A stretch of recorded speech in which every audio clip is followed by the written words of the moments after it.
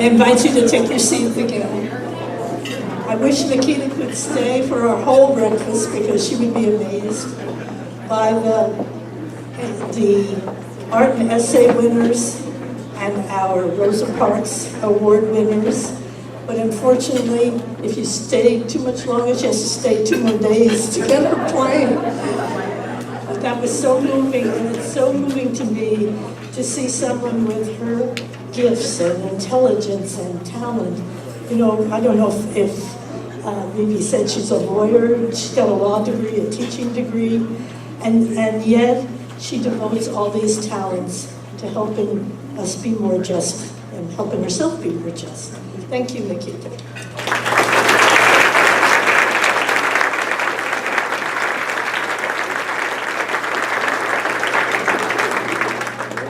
Someone who's been watching the news lately asked me, well, what are we going to celebrate today?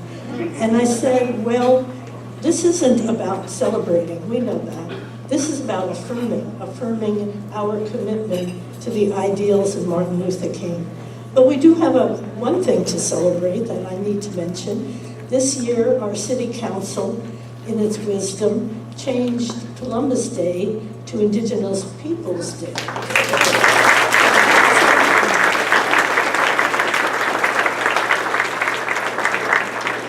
It's only a beginning, because now what are we going to do with Indigenous Peoples Day, right? But the important thing is we're not erasing history, we're agreeing to study history and to learn about it. So I want to thank the mayor and the city council people who are here, Ken Fonts, the chair of the Moscow Human Rights Commission, and any of their members to all stand so we can say thank you.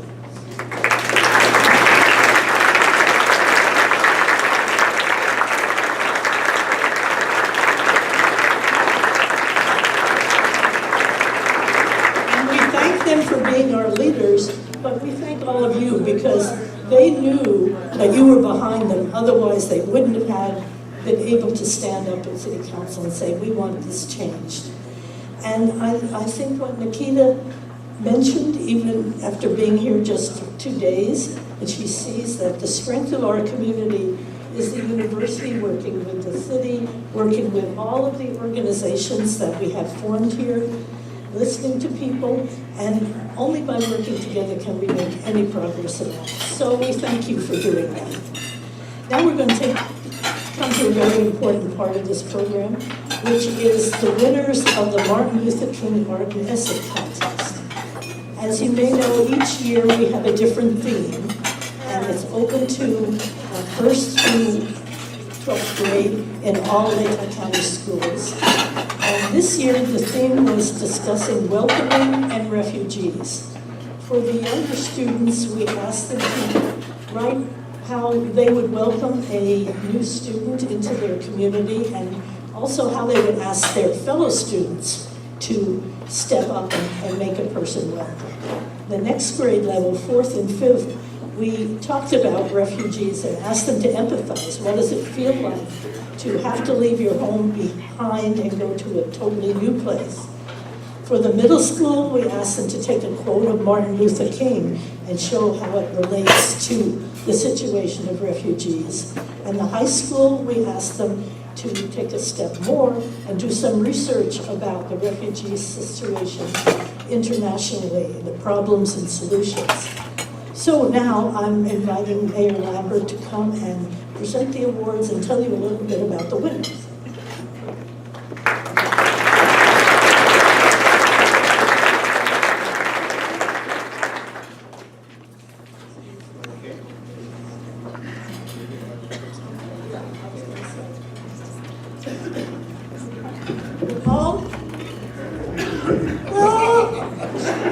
Will all the winners line up where this Fran is over here, and she will put you in the correct order.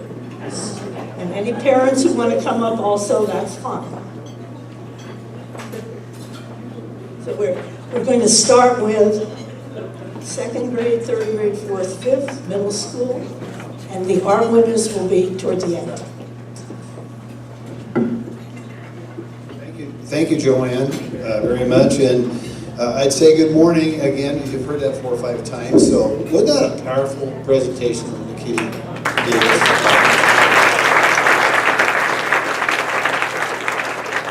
And one thing I always like to say is here in the state of Idaho, it's always kind of fun because guess what? The University of Idaho is a flagship university in the state of Idaho, so that makes our town flagship city in the state of Idaho. And so we lead the way, ladies and gentlemen. And we started off with Indigenous Day this year, which was an interesting thing I got to share with you.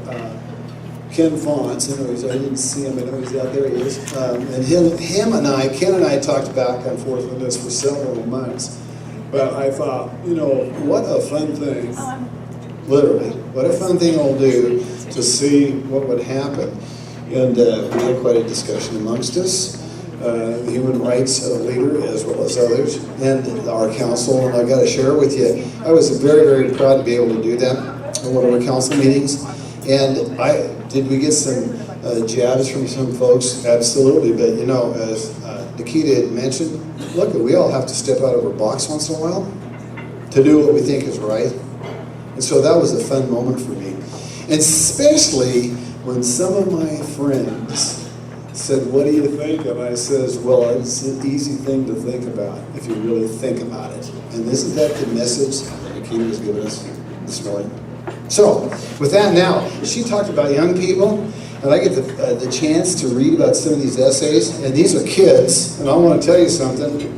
Some of the things we could solve in the whole world, we just turn it over to the kids, and us, as adults, would just pay attention to them.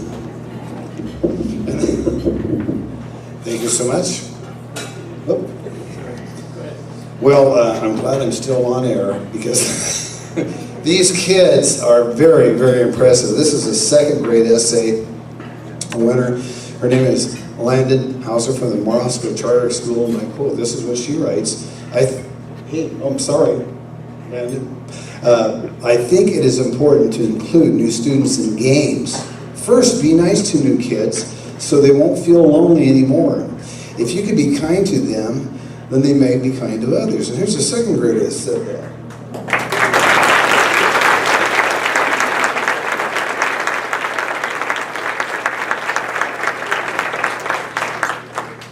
What I love, I've read this thing 4 or 5 times, and I just kind of get chills about thinking about this and talking about it because kids have just got a universal way about it to make it happen.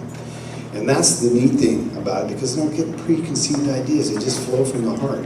Third grade essay, Mason Pointsender from St. Mary's Elementary. And he writes, hopefully he will feel welcome and feel good here. He's probably going to need a friend to play with.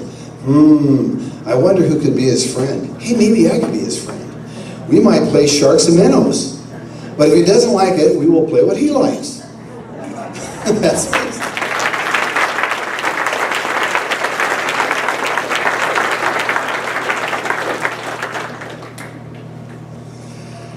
The fourth grade essay, June Kirschmeyer from Lena Whitmore School.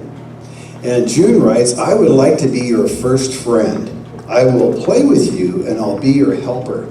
Lena is a great school. Welcome to the family. And go Wolverines. The Wolverine is our mascot. Isn't that great?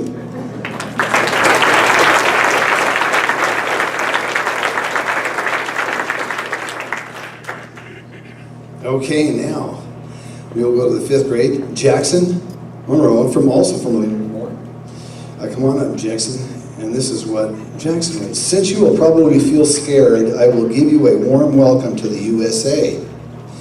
And it continues by saying, I will welcome you to the country and school. We will put ourselves in your shoes and treat you as we would like to treat ourselves. How about that?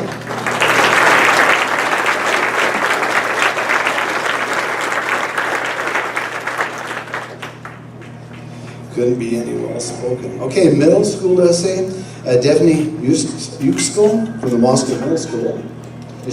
She couldn't be here this morning with us, but all right. This is what she wrote. Martin Luther King said, people fail to get along because they fear each other. Think about that. People can't seem to get along because they fear each other. They fear each other because they do not know each other. They do not know each other because they do not communicate. We must understand that we are all the same and strive to find a place where we can promote, foster, and achieve opportunity for all. Oh, holy smokes. Good going, Kellen McGurkin, is Kellen here with us this evening? Come on out, or this morning? Come on out. This is a high school essay. Nearly 1 in every 113 people in the world are currently refugees. Desperate living conditions and overcrowding have turned camps into slums and havens into nightmares. Local integration is the most feasible and likely solution to stop these tragedies. Refugees are transported to a host country and provided housing and then slowly immigrated into the legal, economic, social, and cultural aspects of their host country, finally ending in citizenship.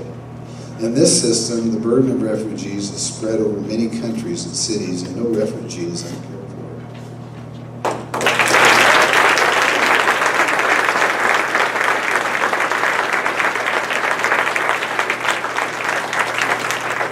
Those were all the essays, and now we will go into some of the art awards. Come on up, young lady. This is Sylvia Pierce Garrett from McDonald School, and is the art here, Joanne, so we can...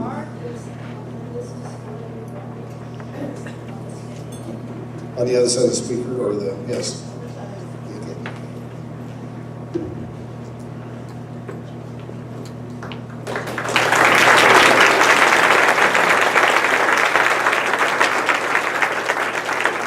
Fourth grade art goes to Amber Kunzler from the Moscow Charter School.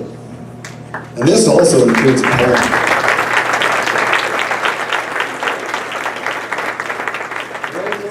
There we go. This includes a poem with her art, and she says, running far away at night, and we cannot go back. Our house is on fire, quite a fright. And we only have a sack.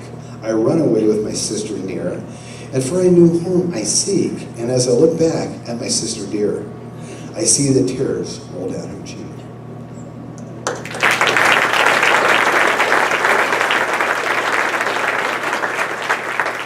And then we have a poster from a third grader, Edie Sumner, is this also over here?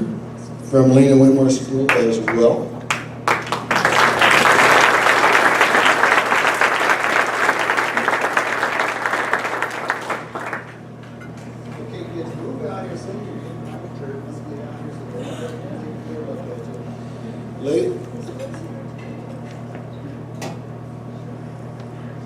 Well, right here, ladies and gentlemen, are the young people that will lead the way as we go on, because we know we all have opportunities and we continue to learn. It doesn't matter how old you are, how young you are, but right behind us is the generation that's going to make this happen for us. Can we give them all a nice round of applause?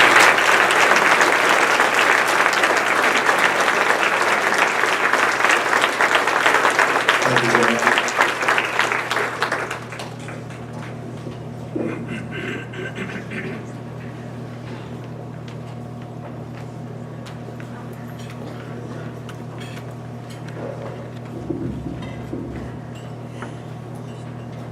I want to thank all these young people, also to thank their parents and the teachers who have the students take part in this essay contest, because it's one way we have of passing on the heritage of Martin Luther King. And if we're not doing that, we're not doing our job.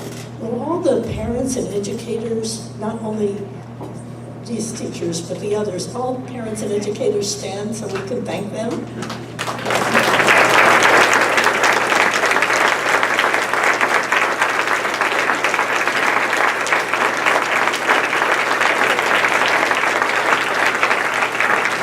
The children really teach us, but you know they're learning this at home and they're learning in school.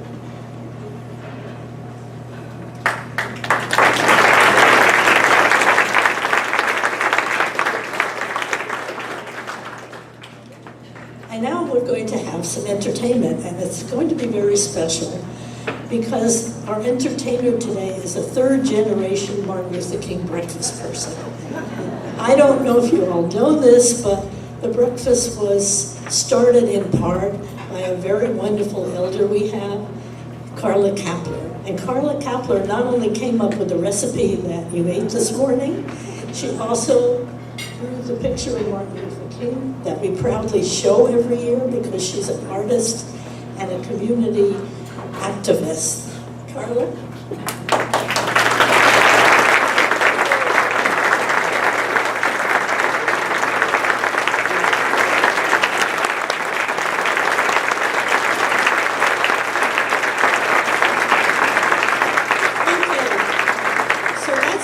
Generation. The second generation is Arena Crookston, who unfortunately is in France right now. I mean, fortunately for her, but we're sorry she's not here.